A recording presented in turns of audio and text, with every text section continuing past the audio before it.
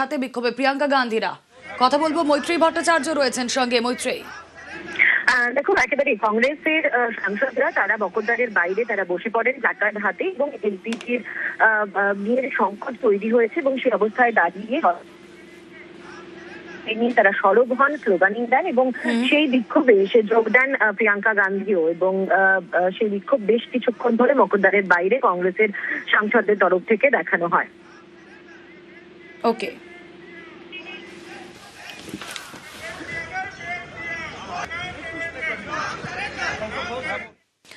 আর এদিকে জ্বালানি রাজ মন্দিরের ভোগেও তমলুকের বর্গভীমা মন্দিরে ভক্তদের জন্য ভোগ বন্ধ।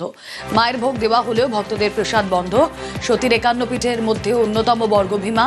21শে মার্চের পর থেকে ভক্তদের জন্য ভোগ বন্ধ। কথা বলবো, সুজিত ভৌমিক রয়েছেন সঙ্গে। সুজিত, দেখো, বলা যায় পুণ্যার্থীরা রীতিমতো হতাশ। আসলে দেবী বর্গভীমা মন্দির 51 পীঠের অন্যতম, যেখানে মানুষজন পুজো দিতে আসেন, ভোগ খেতেও আসেন তারা।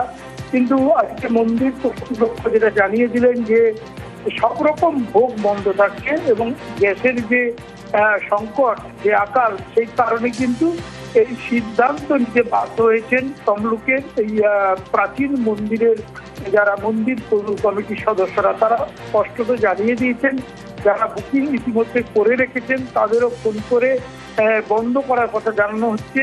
এবং প্রতিদিন পুজো দেওয়ার পর যে ভোগ খান মানুষজন, সেখানে হাজার হাজার মানুষ ভোগ খান, তাদের জন্য কিন্তু খবর যে এটা বন্ধ করতে হচ্ছে। এই খবরে আবারও বলি, রীতিমতো বলা যায় হতাশ দর্শনার্থীরা। তারা সত্তর এই সমস্যা সমাধান হোক এই আশা নিয়ে তারা মন্দির কর্তৃপক্ষের কাছে দাবিও জানায়। ওকে। মানসিক করা ভোগ যাদের মানে করুন 10 জন, 20 জন, 100 জন, 200 জন, 250 জন এর করে যেসব ভোগের ব্যবস্থাগুলো বুকিং আছে, আমরা 21শে মার্চ থেকে 30শে এপ্রিল পর্যন্ত সমস্ত মানে মানুষকে জানিয়ে দিচ্ছি, যেসব ভক্তরা মায়ের কাছে ভোগ দিবেন ঠিক করেছিলেন, যে আপাতত আমরা ভোগটাকে স্থগিত রাখছি। কেন গ্যাসের যে অবস্থা সেটা সকলেরই একই সমস্যার মধ্যে আমরা আছি। কমার্শিয়াল সিলিন্ডারে রান্না হয়, ডেলি 1000-1500 ভক্তের প্রসাদের ব্যবস্থা হয়। সে প্রসাদ ব্যবস্থা করতে গেলে যে গ্যাসের প্রয়োজন সেটা তো এখন আমরা পাচ্ছি না বা পাবোও না। সাধারণ কত দূর দূরান্ত থেকে সব মানুষ আছে তো এখানে ভোগ খাওয়ার জন্যই, কিন্তু মায়ের ভোগ বন্ধ হয়ে গেলে তো মানুষকে আবার না ভোগ খেয়েই ফিরে যেতে হবে। এটাই একটা কষ্ট। মায়ের ভোগ বন্ধ না করাটাই উচিত, মায়ের ভোগ চালু রাখাটাই দরকার।